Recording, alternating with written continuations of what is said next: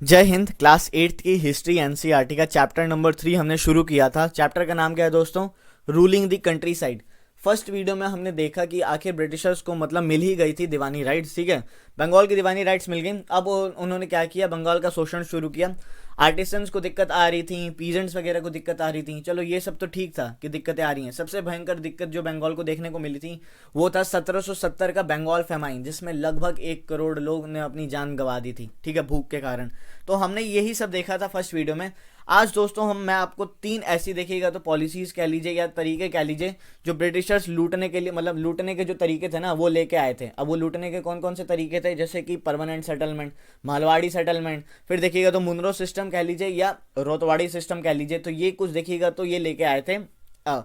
अब ये कह तो रहे थे कि इससे एग्रीकल्चर इंप्रूव होगा। भाई एग्रीकल्चर तो इनका कहना था कि इंप्रूव होगा। मेन चीज़ तो ये होगी कि भाई इनका जो बैंक बैलेंस है ना, मतलब वो इंप्रूव हो। बैंक बैलेंस का कहने का मतलब है कि आमदनी बढ़ जाएगी, रेवेन्यू ज़्यादा आएंगे। तो ये सारी सोच थी ब्रिटिशर्स की, ठीक है। तो चलिए इस वीडियो को शुरू करते हैं हम आज का।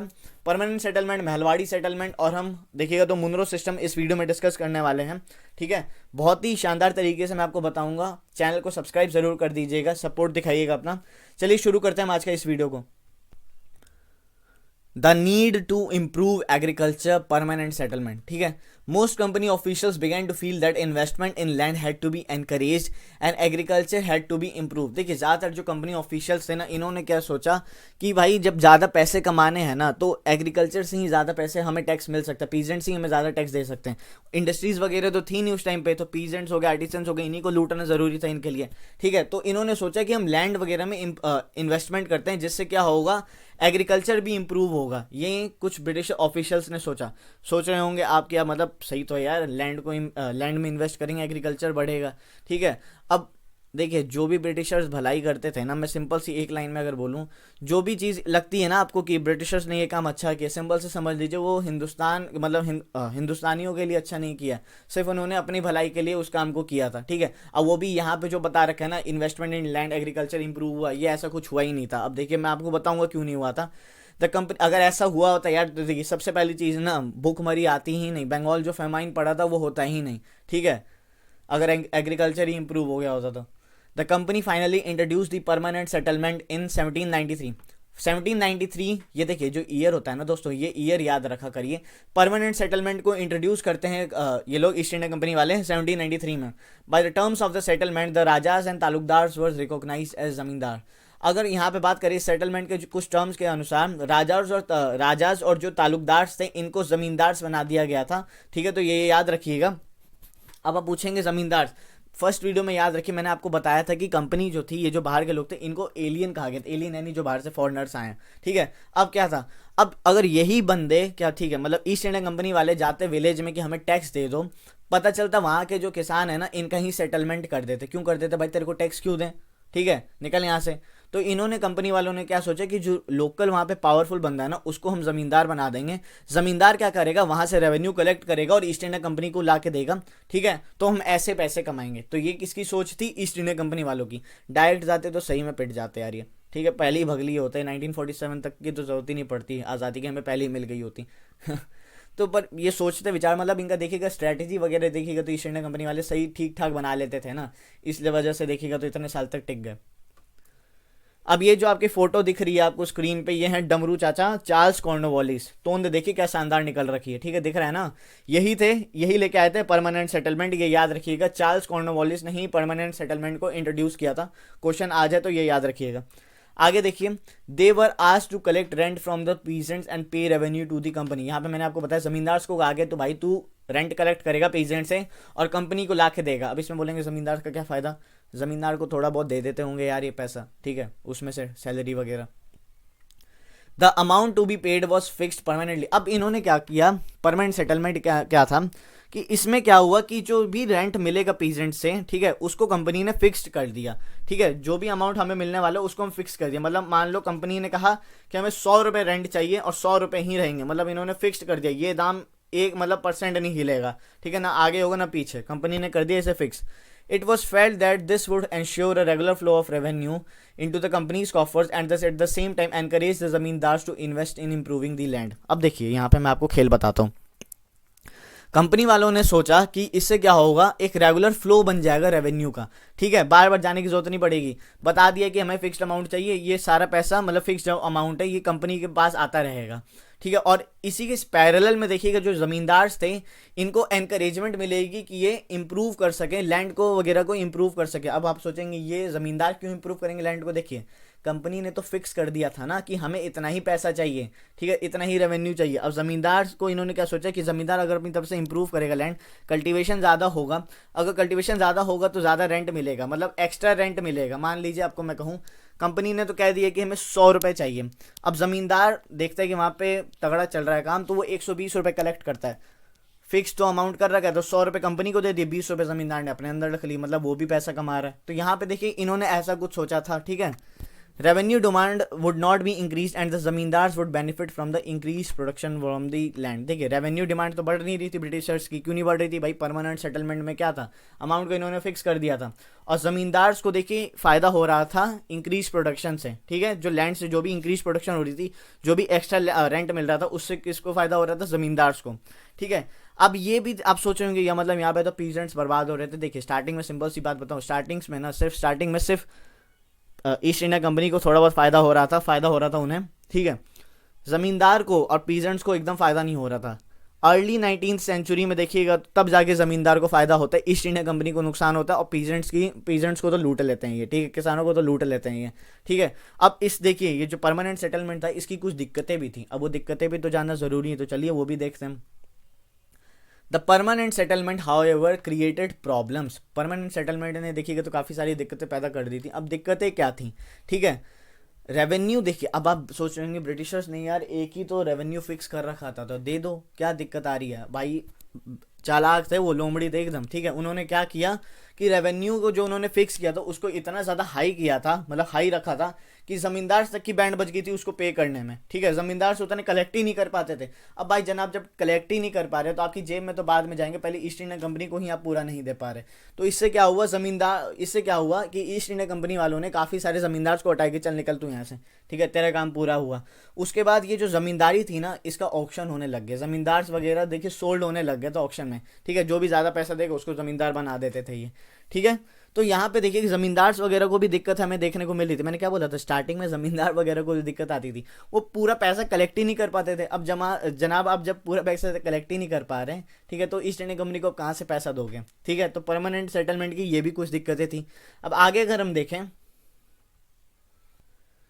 Bye the first decade of the 19th century the situation change. अब देखिए 19वीं सेंचुरी की जब स्टार्टिंग में फर्स्ट डिकेड की बात करें यानी 1810 के आसपास की, तो कुछ सिचुएशन चेंज होती दिखती है। सिचुएशन क्या चेंज होती है कि मार्केट बड़ा होता है, ठीक है, प्राइस भी बढ़ता है मार्केट में, और कल्टीवेशन जो होती है वो स्लोली देखिएगा तो एक्सपेंड होती है, मतलब खेती थोड़ी अच्छी होती है और एक्सपेंड होती है धीरे धीरे।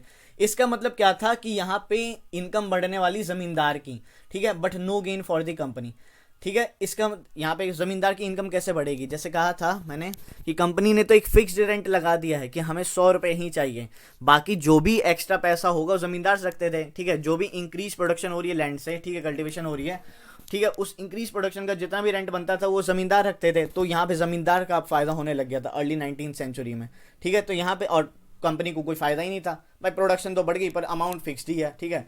100 रुपये देखिएगा तब भी मिल रहे थे जब एक मान लीजिए कि 100 किलो अनाज भी उग रहा था तब भी कंपनी को 100 रुपये मिल रहा था। अब 1000 kg उग रहा है, ठीक है, तब भी कंपनी को 100 ही मिल रहा है, बाकी जितना भी पैसा बीच का वो ज़मींदार ले जा रहा है, ठीक है। तो यहाँ पे ज़मींदार भी मतलब पैसे बहुत कमाने लग गए थे।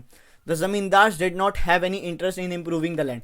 अब ज़मींदार पैसे तो बहुत कमा रहे थे पर इनका देखिएगा ना कुछ ख्वाहिश नहीं थी, इनका इंटरेस्ट नहीं था कि लैंड को इम्प्रूव करें। उन्होंने बोला अरे जाओ ना यार, लैंड को क्या इम्प्रूव करना, ठीक है, पैसे आ रहे हैं रखो और ऐश करो, बाकी जो फिक्स इन्होंने ईस्ट इंडिया कंपनी वालों ने दिया उनको भी हमने दे ही दिया, तो उधर की भी कोई टेंशन नहीं है। तो ज़मींदार वगैरह ने देखिएगा इतनी सिरदर्दी नहीं पाली कि इंप्रूव करें या लो लैंड को इंप्रूव करते तो पता है ना, अब इन्होंने सोचा नहीं था, ठीक है, इनको भी पता। अब देखिए ब्रिटिशर्स इतने पागल थे नहीं, उनको सब चीज़ दिख रहा था, तो उन्होंने देखिएगा बाकी आगे क्या किया ये हम देखते हैं।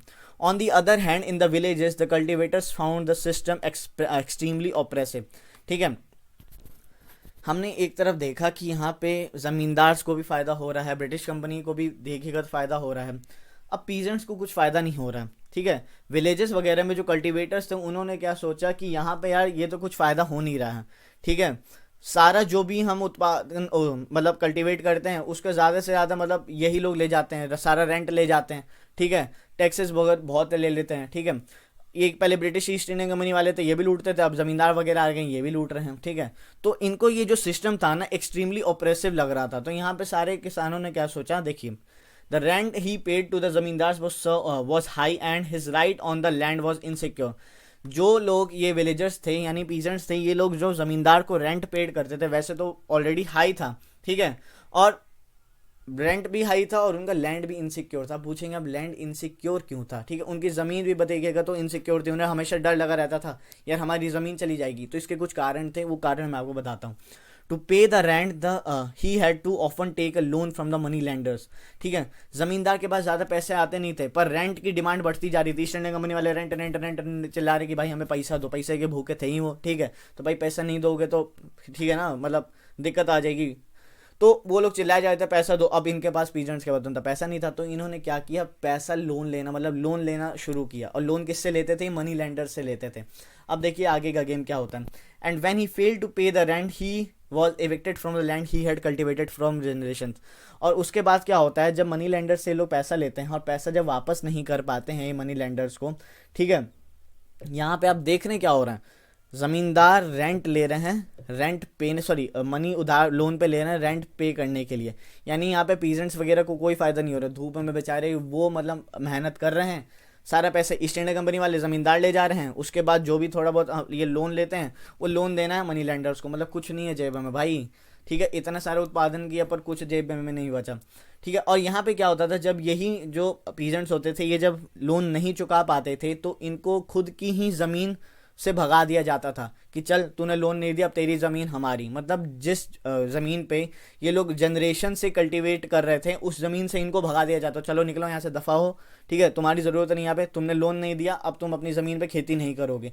तो यहाँ पे आप देख रहे हैं कि कितनी सारी दिक्कतें देखने को मिल रही थी इस सिस्टम से, परमानेंट सेटलमेंट से, ठीक है। सबसे ज़्यादा दिक्कतें किसको देखने को मिली, पीजेंट्स को, ठीक है। और सबसे कम दिक्कतें किसको देखने को मिली, कम तो किसी को मिली ही नहीं, ठीक है। दिक्कत भाई एक ही को हुई थी, पीजेंट्स को, सबको तो फायदा हुआ था यहाँ पे, मनी लेंडर्स को फायदा हुआ। मनी लेंडर्स को भी क्या फायदा, उनसे लोन लिया था इन्होंने, सबसे ज़्यादा फायदा ईस्ट इंडिया कंपनी, फिर जमींदार ने काफ़ी ज़्यादा फायदा उठाया था जब यहाँ पे देखिएगा तो कल्टिवेशन धीरे धीरे एक्सपेंड हो रही थी, ठीक है। तो यहाँ पे हमें देखने को मिल रहा है कि पीजेंट्स को किस तरीके से लूटा जा रहा था। अब हम नेक्स्ट आगे बढ़ते हैं, नेक्स्ट जो आपका है सेटलमेंट, महलवाड़ी सेटलमेंट को देखता है। The new system is device Mahalwari system, sorry settlement. अब महलवाड़ी सेटलमेंट कौन लेके आया था, तो एक जनाब थे होल्ट मैकेंजी, इन्होंने देखिएगा तो 1822 में महलवाड़ी सिस्टम को इंट्रोड्यूस किया था, ठीक है। तो हम ये देखते हैं, नाम याद रखा करिएगा, नाम क्या बताया मैंने, होल्ट मैकेंजी लेके आया था महलवाड़ी सेटलमेंट। और चार्ल्स कॉर्नवालिस जो चचा थे इन्होंने लाया था परमानेंट सेटलमेंट। तो ये याद रखिएगा, इंपॉर्टेंट है। 1822 में आपका महलवाड़ी सिस्टम आया था और 1793 में परमानेंट सेटलमेंट आया था, ठीक है। Company needed more money to meet its expenses administration and trade. अब हम अगर यहाँ देखें तो कंपनी को भूख तो थी, पैसे बहुत चाहिए थे भाई साहब, इन्हें तो पैसे में नहाने का शौक था कंपनी वालों को। तो इनका क्या था, इनको और पैसे चाहिए थे। और पैसे क्यों चाहिए थे, क्योंकि इनके एक्सपेंसेस बढ़ रहे थे। इनको देखिए एडमिनिस्ट्रेशन चलाना था, व्यापार करना था, तो कंपनी को पैसे चाहिए थे।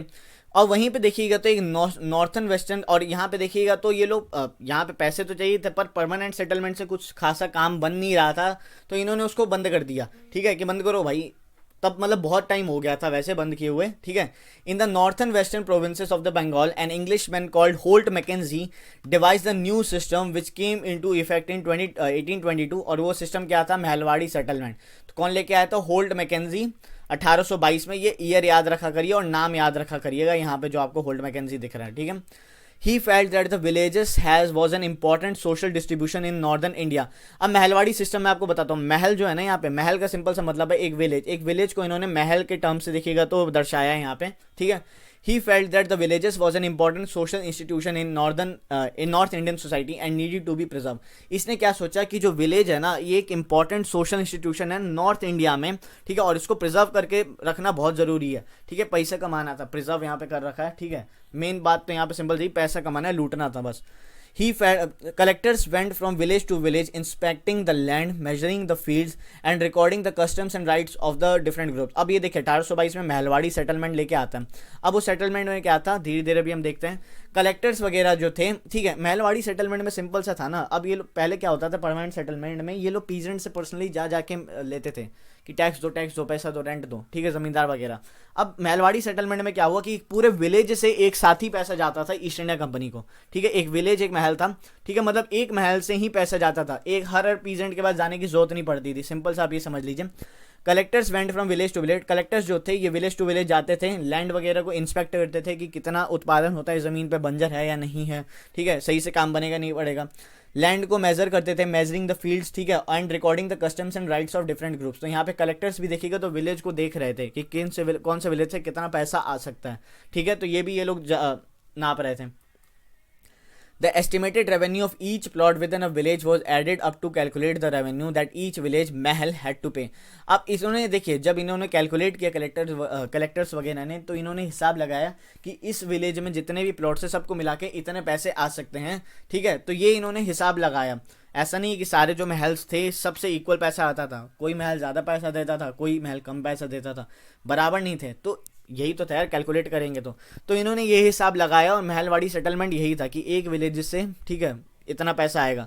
Amount was to be revise periodically not permanently fixed. अब इन्होंने देखिए परमानेंट सेटलमेंट में ये चीज़ें भुगत ली थी, ठीक है, कि भाई परमानेंट सेटलमेंट में क्या कि जब कम उत्पादन था तब भी उतने ही पैसे मिल रहे थे, जब ज़्यादा उत्पादन हो तब भी उतने ही पैसे मिल रहे हैं। पर इन्होंने यहाँ वो गलती नहीं की, इन्होंने क्या कहा कि जो अमाउंट है इसको हम देखिएगा तो चेंज करते रहेंगे धीरे धीरे, परमानेंटली फिक्स नहीं है, टाइम के साथ हम इसको चेंज भी कर सकते हैं। किसने कहा? ईस्ट इंडिया कंपनी वालों ने, ठीक है। The charge of collecting the revenue and paying it to the company was given to the village headman, ठीक है, rather than the zamindar. This system came to be known as Mahalwari settlement. अब ये जो charge था दोस्तों, चार्ज यहाँ पे मतलब जो भी पैसा कलेक्ट करने का और ब्रिटिशर्स को देने का जो चार्ज था, ठीक है, एक विलेज से, ये किसको दिया गया? विलेज हेडमैन को, सरपंच कह लीजिए या जो भी विलेज में जो हेड होता था उसको दिया गया, ठीक है, किसी ज़मींदार को नहीं दिया गया। अब आप सोचेंगे विलेज का हेड तो ज़मींदार ही होता था, हाँ कभी कभार देखिएगा तो वही मान लीजिए ज़मींदार वो हुए जो विलेज के हेडमैन होते थे, तो उनको दिया गया रेवेन्यू कलेक्ट करने का काम पूरे विलेज से, ठीक है। अब ज़मींदार स्पेशली यहाँ पे जो लिखा गया है रेदर देन द ज़मींदार, ज़मींदार वगैरह को क्यों नहीं दिया गया होगा कि भाई देख ही लिया ये सारे लूट रहे हैं हमें, ठीक है।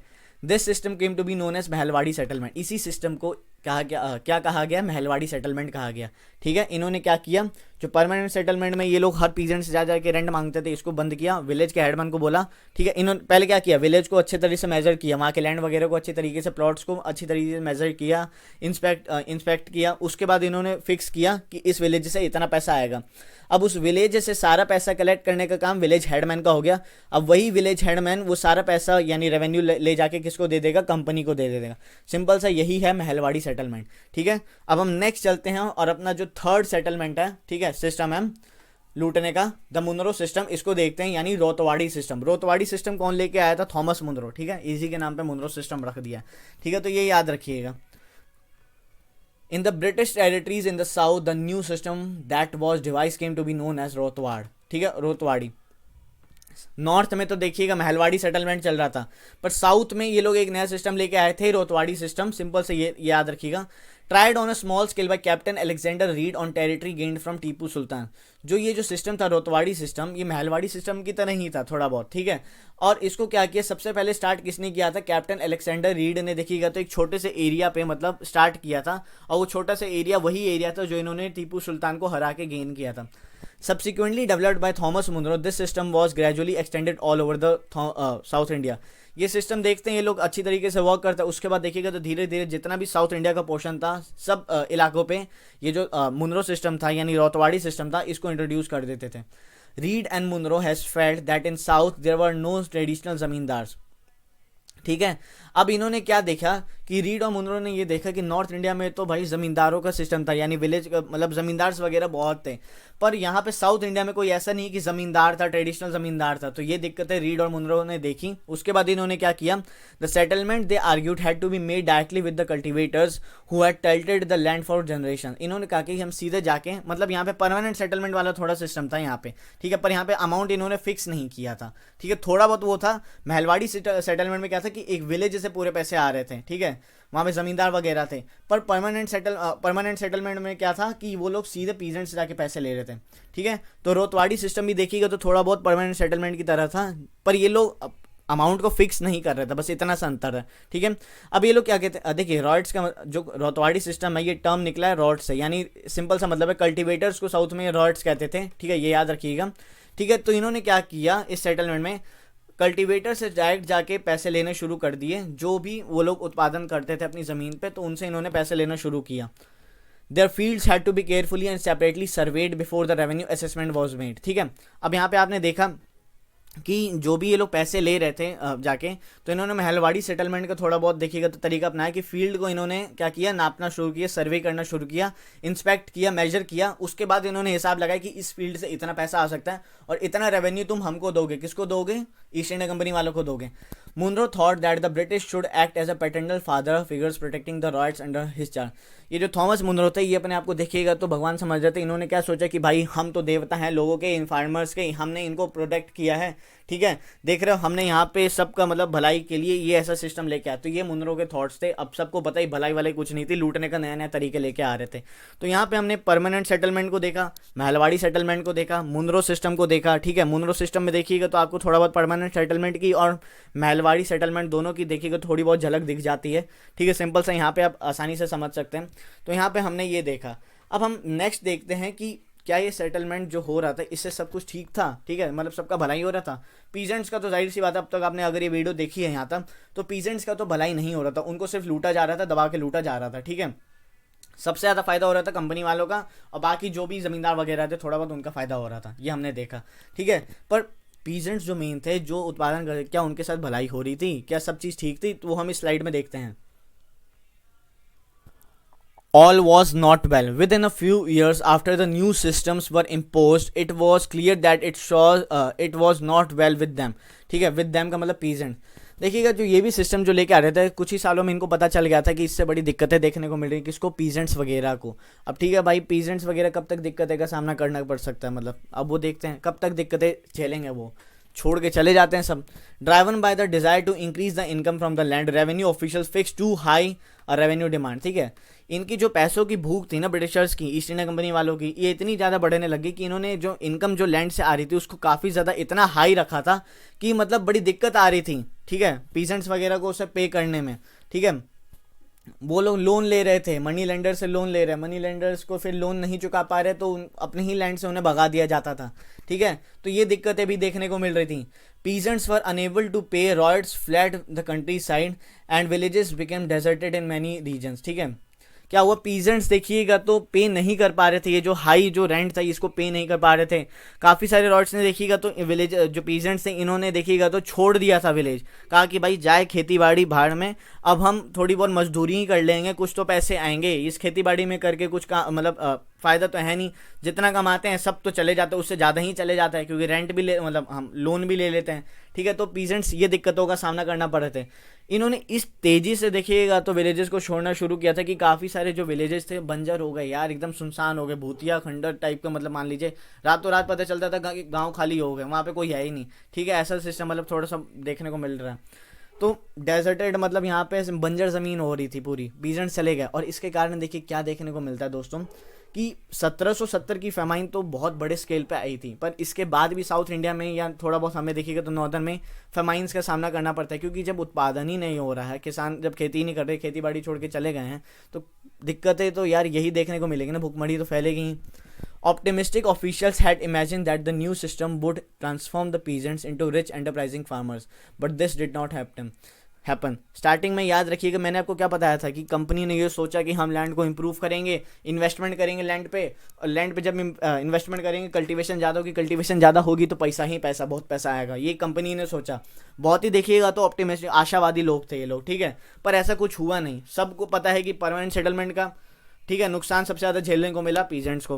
महलवाड़ी सेटलमेंट में भी पीजेंट्स की बैंड बजी, फिर आप देखिएगा तो रौतवाड़ी सिस्टम में भी देखिएगा तो किसकी बैंड बजी, पीजेंट्स की बैंड बजी, मतलब सब तरीके से पीजेंट्स यहाँ पे मतलब पिस रहे थे, उनकी बैंड बज रही थी। तो ये चीज़ यहाँ पे जो लिखी है कि इसका मतलब बहुत फ़ायदा मिलेगा, ये हुआ नहीं, but this did not happen, फ़ायदा नहीं मिला यहाँ पे पीजेंट्स को। और उसके बाद यही देखने को मिलती है हमें, फमाइंस वगैरह आती हैं, ठीक है, पीजेंट्स चले जाते हैं, ये नॉर्मल से ये मजदूरी करते, थोड़ा बहुत पैसे कमाते हैं, उसी में खाते पीते हैं, खुश रहते हैं, ठीक है, ये इतनी सिरदर्दी नहीं है कि इतना रेंट दो। तो यहाँ पे हमें ये देखने को मिल रहा है। तो बस इतना ही था इस वीडियो में, हमने यहाँ पे 3 सिस्टम देखिएगा तो डिस्कस किए, permanent settlement, Mahalwari settlement Munro system कह लीजिए या रोतवाड़ी सिस्टम। तो ये हमने डिस्कस किया, इंपॉर्टेंट थे। नेक्स्ट वीडियो में दोस्तों मैं आपको एक टॉपिक कराऊंगा जो कल करेंगे हम, क्रॉप्स फॉर यूरोप, और इसी के अंडर में एक टॉपिक मैं आपको कराऊंगा, डस कलर हैव अ हिस्ट्री। ठीक है, तो ये हम टॉपिक्स करेंगे। उम्मीद है कि आपको ये वीडियो अच्छी लगी होगी। यार अच्छी लगी हो तो चैनल को सब्सक्राइब जरूर करिएगा, वीडियो शेयर करिए, लाइक करिए, कमेंट सेक्शन में अपना फीडबैक दीजिए कि आपको कैसी लग रही है वीडियो। ठीक है, तो बस इतना ही था इस वीडियो में। Thank you so much, God bless you all, जय हिंद।